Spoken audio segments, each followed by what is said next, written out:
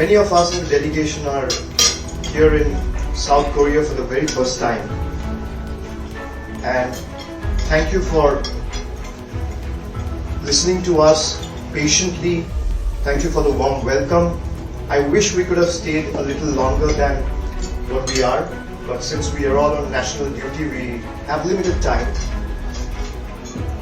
Just to add to what my colleagues have stated, the 22nd of April Pahalgam terror attack is no more a matter of India's national security. It has turned out to be a global imperative now.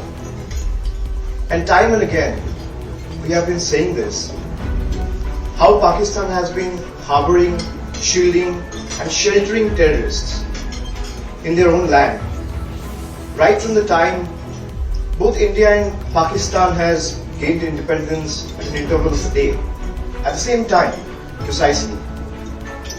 And if you look at the trajectory of Indian economy and Pakistan's economy, there is a hell and heaven difference. India has grown by leaps and bounds, where Pakistan is struggling with their own economic crisis and flaws.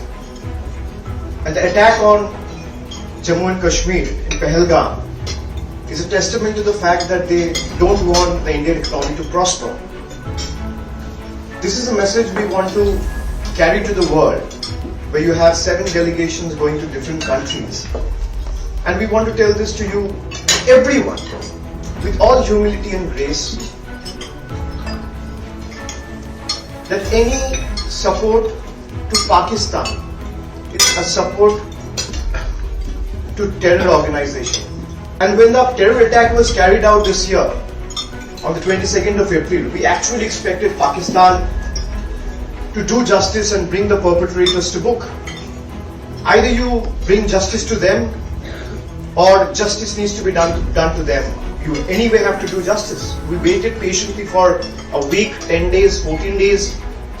Then India eventually carried out the airstrikes on the 7th of May, after waiting for 14 days. Why I'm mentioning about the airstrike? Because the airstrikes were so precise. It was carried out with so much of precision.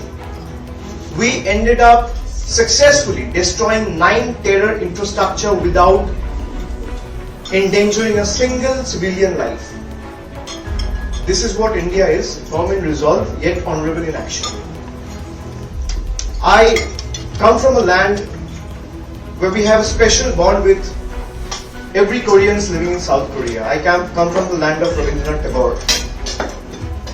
And Rabindranath Tagore's poem, The Lamb from the East, is still embedded and found a special place in the textbooks of school kids today. And we come from a land who has always taught and given the message of peace, harmony, tolerance and humanity to the world. We would be the last one to talk about violence. We would be the last one to talk about war and tax. But we have been repeatedly waiting patiently for them to bring the perpetrators to book, which they are not doing. Now our stance from the very first day has been clear. You fire, we fire. You stop, we stop. You can't be expecting one-sided action, and you can't be expecting any reaction. As Newton's third law says, every action has an equal and opposite reaction.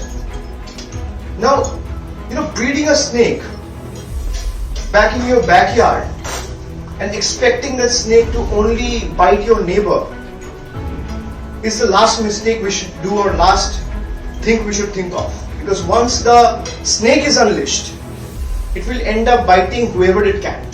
A snake remains a snake.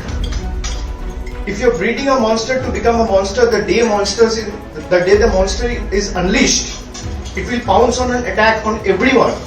It gets an opportunity to attack. So we need to be very careful and mindful of how Pakistan has been harboring terrorism, harboring terrorists from 9/11 to 26/11 in Mumbai, to Pahalgam, to Pathankot, to Uri, repeatedly one after one terror attack.